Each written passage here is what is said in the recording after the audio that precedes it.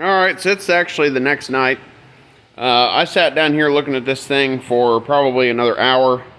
Got the starter off, got those lines off, unhooked some wiring connections. Really looking at it and studying it. See, this rod, that's going to have to come off before the pedestal comes off. That is actually the 4-speed. Now, it's my understanding this was not the 4-speed, that was the 4-speed. Maybe there's just shift rods in there. We're going to discover it together. Or an old IH tech will tell me wrong in the comments. But by then this job should be done, hopefully. Also, unfortunately, I found that I'm definitely going to have to take that platform off. So I guess the next step is to pull my hair out and find a box to throw all my puzzle pieces in and get them mixed up. Got the platform off. Got all my bolts in here where they're plenty mixed up. I guess I like puzzle pieces. The saddest part is, taking that platform off, I lost my bench. So, I guess I got that one, but it's a little further away. These 4 lines down here, got to take those off. Had to take the, momentarily take it out of park. I did not like doing that, but I did. Spring off for that. I'll be able to take the linkage off on the other side. On this side, there's just a little bit of wiring for a non-existent clutch pedal switch. And back to the rear light and that little outlet thing I was telling you about. There's the top hat off of a disc mower that flew off several years ago. I threw it down in that hole, and well, it's made a good hitch pin, starting fluid, and Gatorade holder. Looks like it's drooping a little bit. But yeah, I guess that's the status update for that at the moment. I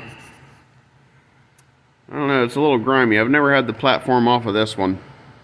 But it's not wet, so I'm satisfied with that. You know, at least none of these lines are wet until I touch them, and then I'll have to take it all back apart when it's leaking later.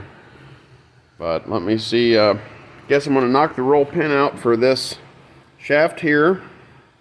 Take those 4 lines off in the back like I showed you. I'm going to take the pin out right here and this bolt for the linkage for the park, and leave the handle and everything still attached. And then once I get that done, TA, that can come with it. And I guess just this rod, that'll come with it too, so see how it goes. Double roll pin here, you gotta watch out for that. I got one driven out the back, one still in it. It's a bear to try to drive those out together, just so everybody knows. And there, my friends, is what a double roll pin looks like. Now, it's just a roll pin inside a roll pin. See the crack on that one? See the crack on this one? You're supposed to have those opposite, but it is what it is. Drove the small one out, then drove the big one out. My punch wasn't quite long enough to get this one all the way out, but I knew it was out far enough. So yeah, there you go. Anyways, into the bucket it goes. Alright, so now that it's 11:15, we're ready to pull this pedestal off. I have all the wiring and everything that's going to come with it laid over the front, because the cherry picker is going to come over here. I'm just going to hook the hook right on there and hope for the best. Got my 4 lines off. Make sure just make sure the wiring's not hooked on that. You know, simple things like this one bolt here had some wiring, because we're only pulling the pedestal off, not this piece. Only this piece for now. So, yeah, I mean, I guess that's it. I don't know where I left off with you. The wife and kids stopped down for a minute, and then the boys didn't want to leave, and it was a pain in the butt to try to get back to work. Mentally speaking, you know, where I was at and everything. But, yeah, that's loose. That'll come with. Yeah, I mean, that's pretty well it. Alright, so hopefully the lighting's good. I wish my tripod was taller. I had you on some skids earlier, but drift goes, nothing, I guess. I'm not really centered in the lift point, but I've already got it cracked a little bit, and it should go. So, got my handy pry bar, mainly looking at the collar for the shift column. I showed you where the double roll pin was. Let's see if we can get her lifted off here. Without too much trouble. It's already binding up. Great.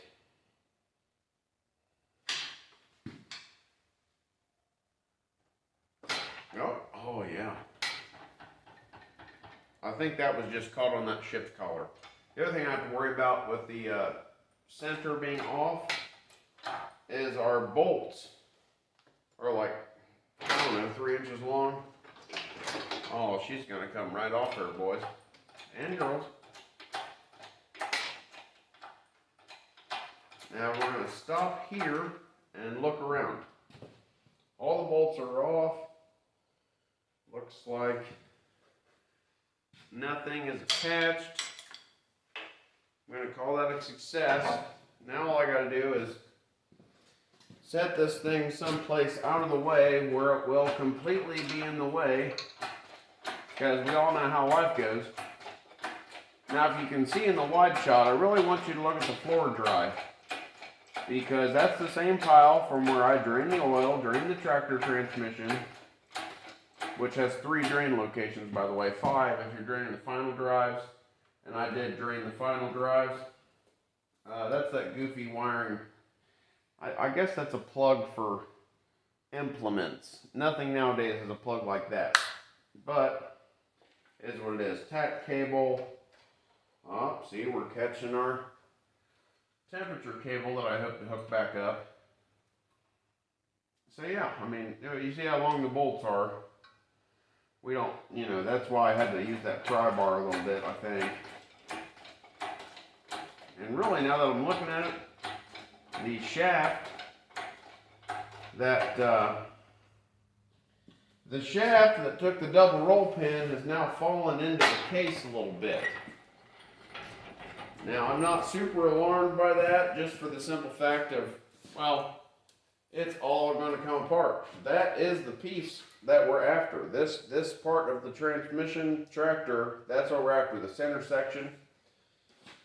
So if I got to take it apart and something's falling out of place, it's not the end of the world. I'm just going to drape these up over the shift handles and find a nice home for it. I guess over here, battery tray, slide it underneath the Jeep engine.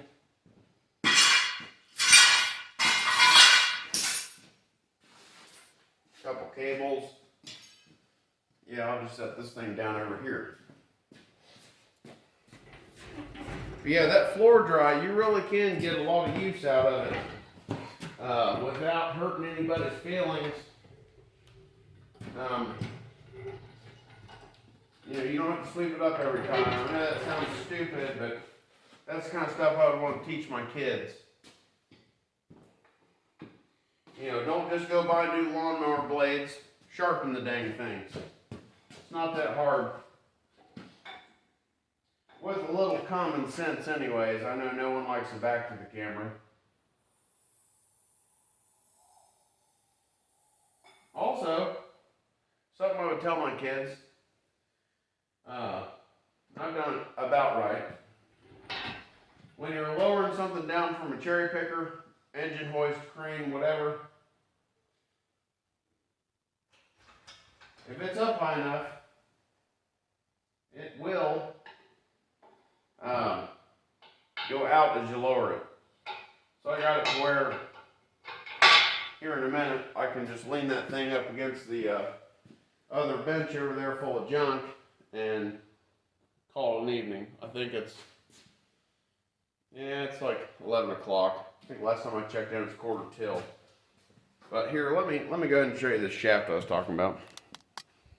Since you're on the wide view. Oh yeah. This guy really fell in there. I'm not sure why. Maybe it's okay. It obviously is, because it's going to come apart anyways, but I should scrape all this crap off, and I definitely will before I split it, even though I think there's only going to be a shaft sticking out of here and one O-ring. The O-ring of death for these, because if it goes bad, there's an O-ring that goes to the suction tube and the filter, you know, all that jazz. But luckily I work at a place where we have a really nice parts cleaner, and I can just have him clean this thing up. Totally kidding. It's just a machine you stick your big parts in, and it degreases them, steam cleans them. But that's the next ticket. I guess that'll be tomorrow when I'm rejuvenated after working all day. I don't know if I'll pull this top plate off or not. It looks like really I only have 3 more bolts to do that, maybe only 2. Because this piece is actually separate from the trans housing too. TA housing. Anyways, I guess that's it for this one. We'll see you maybe when my hair is grown back. I'm not sure. Well, alright then. I've now got all the bolts off of this top cover. I'm really not sure where I left off last night.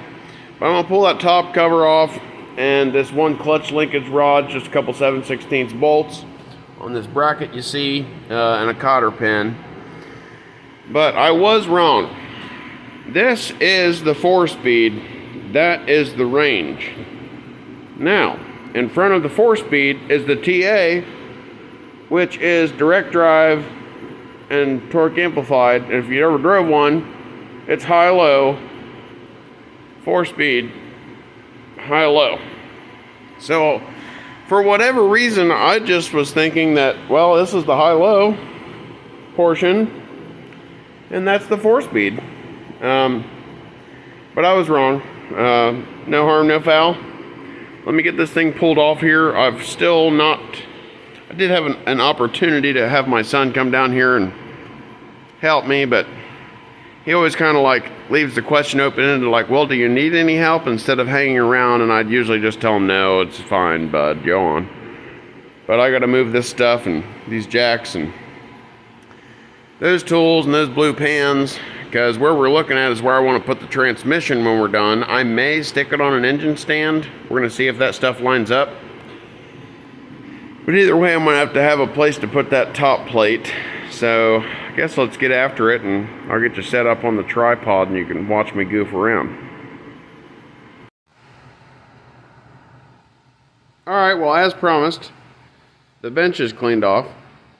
So let's get you in here and you can discover what I'm discovering when we take this top plate off. Hopefully we don't have too many issues. I do kind of like now I have a shelf again, a bench for bolts and stuff, because from here back we're not touching. Unless we find something incredibly, wrong in here. And now that I'm looking at that, I really hope that doesn't cause us issues here in a second. Now I've already cracked this loose. It should. It feels like it's on some dowel pins. It should walk up. You would think.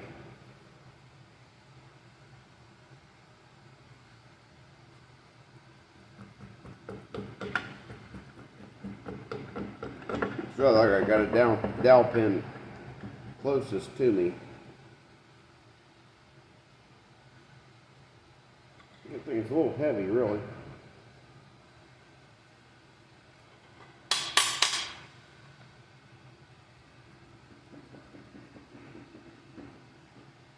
Oh, there she's coming.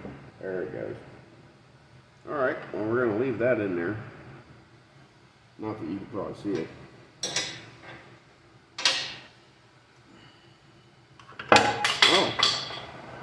Alright then, what do we have here? This would be our shifting cam, and from everything I've seen on the internet, it really doesn't look that bad. This is all still pretty good. These roller bushings don't seem like they have any flat spots on them. Now the other tractor does have the issue with this where I'm working at currently. But I'm going to go just set this out of the way, and I don't know, should we take the shift rails out? I have a book. I do actually have a book.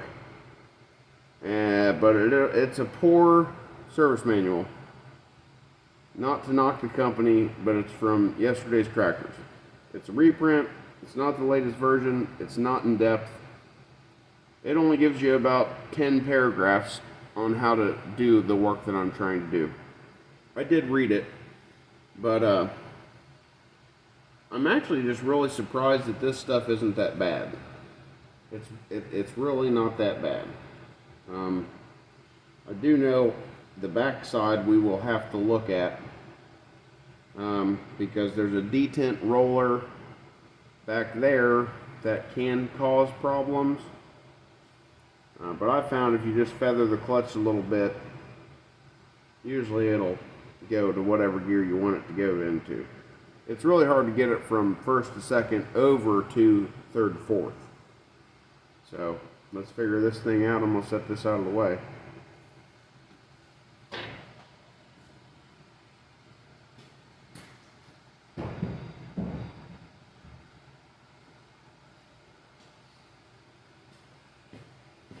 Now, the book says that I will 100% have to remove the 4-speed in order to take the TA out.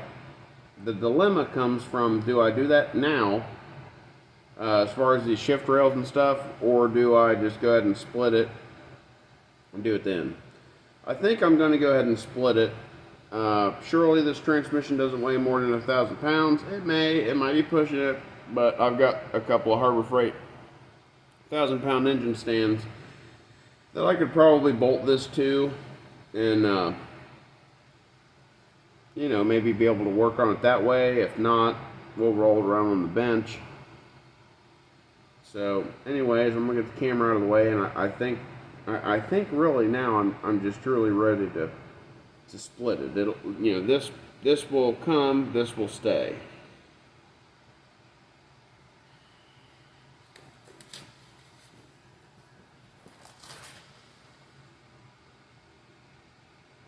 Alright, well, in making efforts to get this transmission lighter, I went ahead and removed, it's probably just off camera shot, there's a power steering priority valve or oh, what do I want to call it?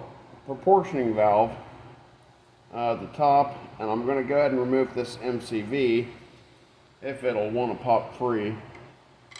We'll find out. MCV, multiple control valve. The pump's on the back side of it. I don't remember it being a pain in the butt. Oh yeah, it was also a long time ago. But I also have a drain pan underneath here because I swept up all my floor dry. So we'll let that drain out for a second. Sad part is I realized these are 15/16, and I don't have a 1/2-inch breaker bar here. Since I got my new job working on tractors, I've taken all of my tractor working on stuff to work. So tomorrow I'm going to have to source what I need. It'll be New Year's Day. I'm sure Lowe's will be open or something. And I really thought I had a impact rated swivel that I could have used, because I have a socket and I have my 1/2-inch drive impact here, but no such luck. It's just how it goes. It's not a 1 step forward, 2 steps back. It's just like 1 steps or baby steps, you know. But hey, it's December 31st, and pretty sure it'll be a few months before we're planting, right? Wow, that had more in it than I thought. I should have used a different pan. The reason why I say that is this pan is when I drained the final drives out of it, had a bunch of metal in it. And this fluid, this is High-Tran, back when you could actually get High-Tran. And I'm going to put it in the other tractor. Not permanently, but when I put a new pump in this, you'll see that pump here shortly. I put a brand new new old stock Case IH pump I paid like almost $900 for. It's a 9-gallon a minute pump. The pump I'm going to be putting in is a 12-gallon, bigger tractor, you know, diesel and all that stuff. But I'm going to go ahead and put this pump in the other tractor, because I don't see why not. This one never loses steering prime. It has had no hydraulic issues, other than one, which is located about right here.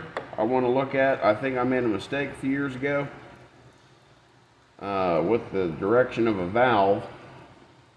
Anyhow, set this pan down to where it's not going to leak all over us. Really just wanted to get this thing popped loose all the way. I don't remember it having dowel pins. I just remember having a big paper gasket. It's loose. I mean, obviously it's leaking. But I think I only have this bolt and this bolt still threaded in a little bit. Maybe it does have some dowel pins.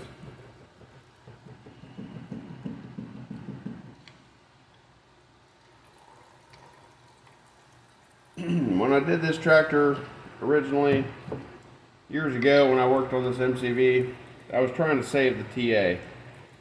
And I had put a new spring kit in this valve body and everything I possibly could, or everything one possibly could, to try to restore hydraulic pressure where it was needed. But I think, honestly, my lack of experience and lack of knowledge at the time on these systems, that's probably why the TA's out now.